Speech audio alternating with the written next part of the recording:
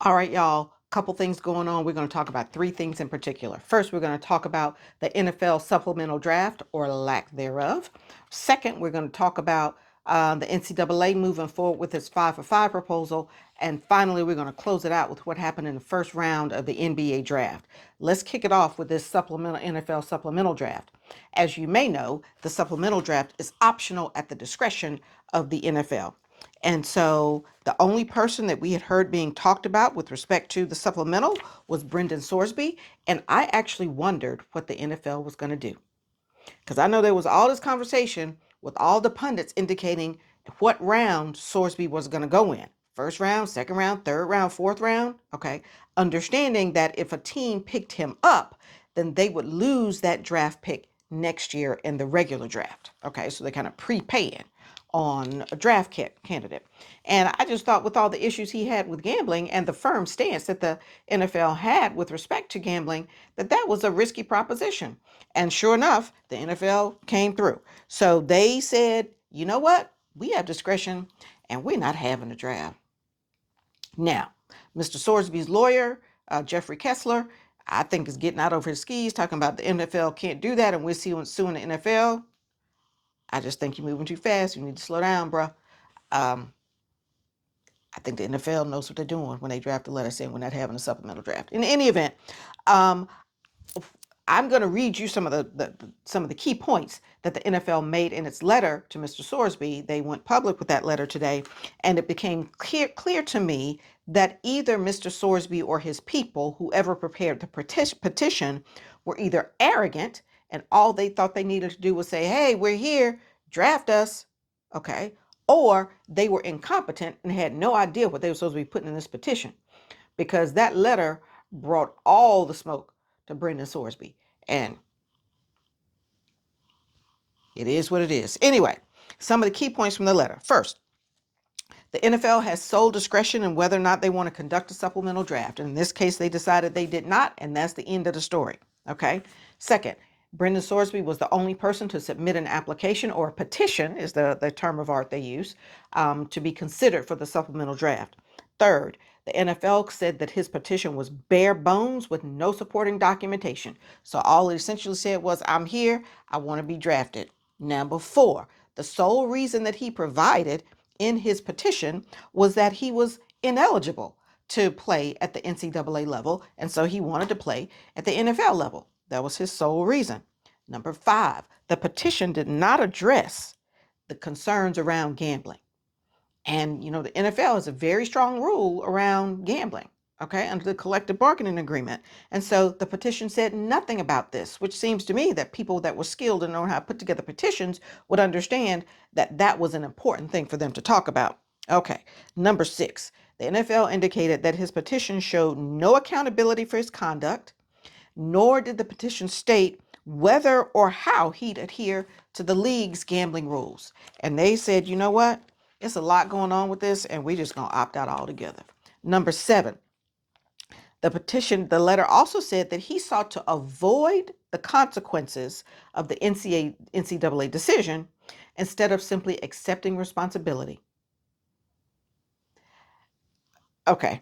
Number eight, they said that he said in his petition that he only was pursuing the NFL after abandoning the collegiate efforts. And so the NFL's like, too bad, so sad. Wish you well, not doing it this year. We encourage you to try again in the 2027 annual draft. Now, the good news is they didn't tell him that he shouldn't try anymore. Okay. There's like, not right now.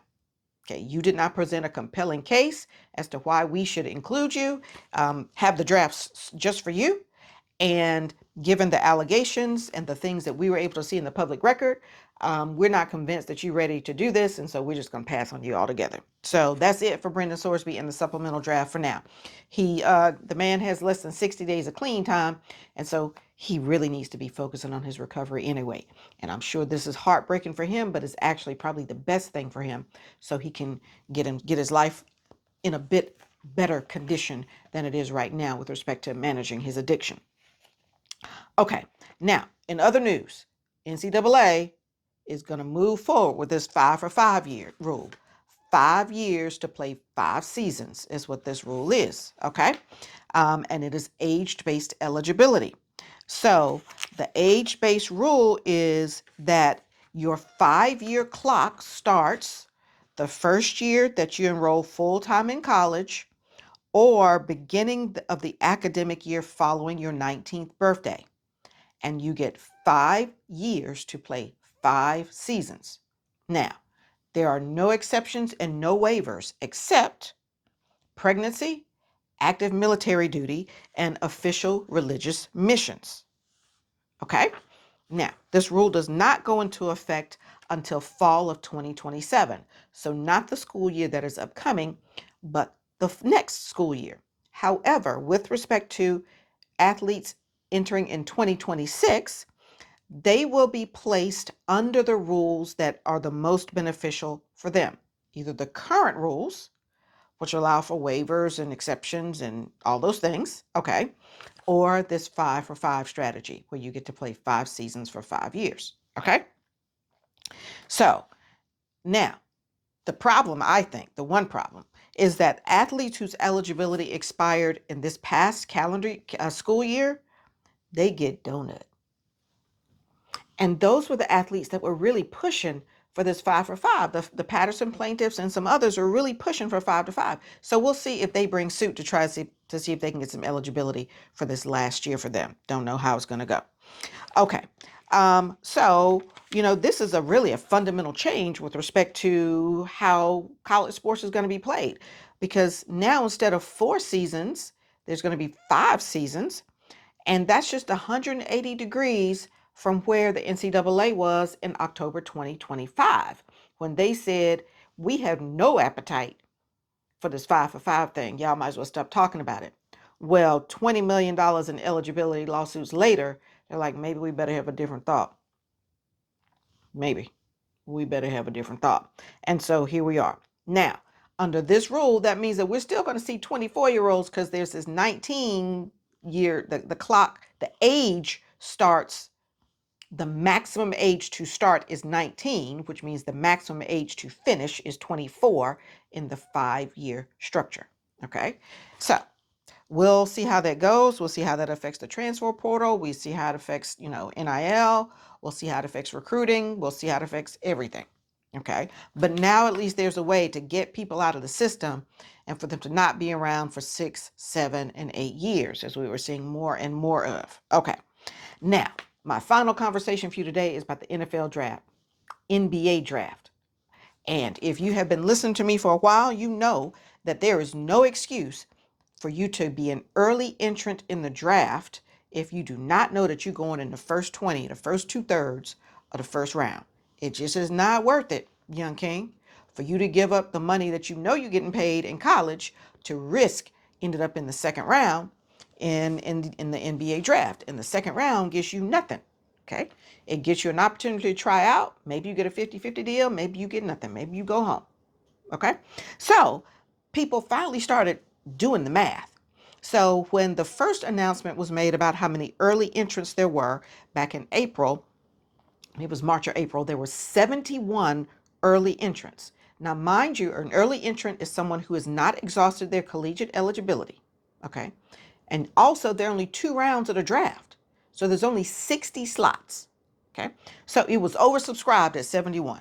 Way oversubscribed. Okay. Because this does not include the international athletes or the people who are athletes who are just out of eligibility. And so they're up anyway. Okay. Now, by the time we got to tonight, okay, only 26 athletes remained from the NCAA. So that number from 71 went down to 26, and there were 5 international, so 31 early entrants. Of the 26 that remained from the NCAA, 22 got drafted. So that is good news. So people were doing good math and having accurate assessments of where their talent lied and whether the likelihood was that they were going to get drafted. Unfortunately, that means that 4 or 5, depending on how you count, okay, did not get drafted in the first round. But that's down from the hundreds of guys that were entering the draft for these 60 slots. So good news for those young men that went early and got drafted in the first round. And clearly it was stacked that you got 22 of these early entrants getting drafted and just a handful of four-year guys getting drafted. Anyway, as always, let me know what you think.